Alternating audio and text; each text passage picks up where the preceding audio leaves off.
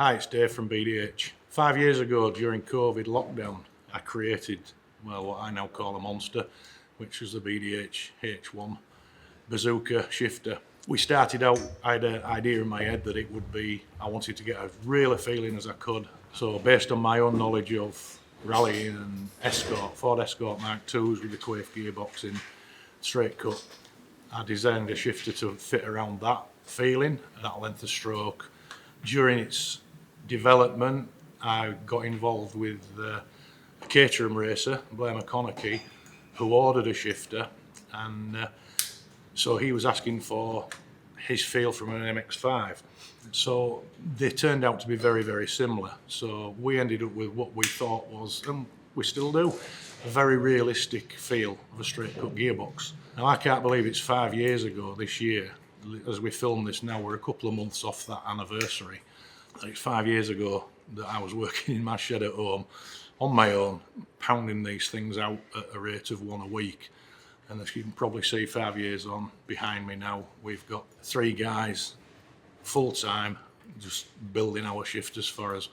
And then on top of that, there's myself, my son Billy, and Ben. You know, we've come a fair way in that 5 years.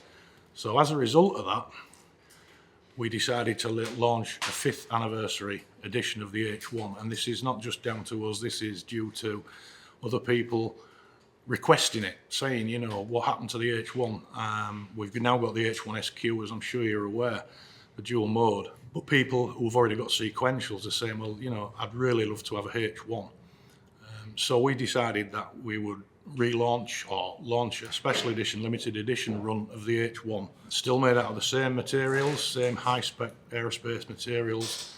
So you've got your real feel, you've got the multi-mounting options, the tensioning technology, everything that the H1 was. The only difference is that nowadays, or for this limited run, we're going to produce these H2s in black with silver accents on. Now, the only difference really between this and the original H1, well, there's 2 differences. The second one I'll tell you in a minute. The main difference is that we're now using Hall effect sensors. We've gone away from the original basic design with micro switches and generic USB boards. We know a lot of people didn't like that, although we sold 500-600 of these things, and I think we had 2 or 3 that failed. So, but we've gone upgraded it. We're now on a Hall sensor board, our own main board with Hall sensors, so it's contactless. But that is the main change. The other change, you'll be surprised, is the price. Because we're now a bigger company and we've got better buying power, more money, we order more, we can pass those savings on to you, the customer.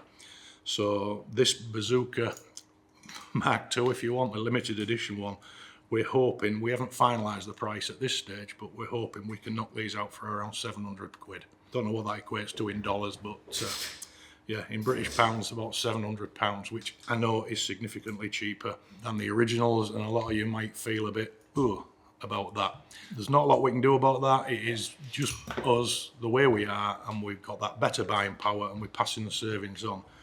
But the other thing is, for you guys out there who've got the originals and are possibly maybe like 3-4 years now, and maybe those switches are getting a bit tired, you're worried about the longevity of the electronics and all the rest of it, we will be offering a kit of the new parts. As I say, this thing is exactly the same as the original, apart from these electrics. It bolts into the original holes. Everything is identical. The difference is now that you'll have a USB-C detachable cable, so you can put your own cable on, whereas before you were stuck with what we provided, which did cause a couple of problems when they'd got trapped in postage and stuff like that. Will Ford at Boosted Media had that exact issue in transit. The cable became damaged, so we had to wait for the review and source another cable, etc. So you will have a USB-C detachable cable, which you'll be able to plug in under the back of the electronics tray. And as I say, we're going to put that out as a kit, an upgrade kit. Again, we don't know the price of that yet, but it won't break the bank. You won't be taking out a second mortgage or your other kidney that you've already lost one to buy one. You will be able to afford it. We'll also offer a service for upgrade although we prefer DIY. So we will be producing videos on how to do that. It is a fairly simple job. So all in all, that's what we've got to look forward to with this. And as always, each unit is hand built here in the UK by, not so much myself nowadays, I've got to be honest, but these guys who you can see behind me and the other one over there.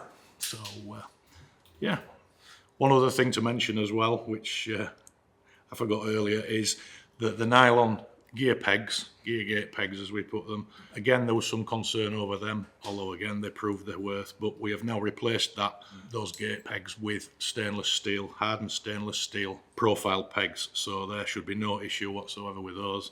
Ultimately, this should be available, hopefully, late May, but most definitely these will be available in June, off the shelf, available on our website. Not sure on pre-orders, that tends to cause problems, but they're coming, and literally in a couple of months they will be available. We'll do a limited run. We've got 500 units. I think we're going to limit that to 200. The first 250 will be the anniversary edition. So watch the website, guys.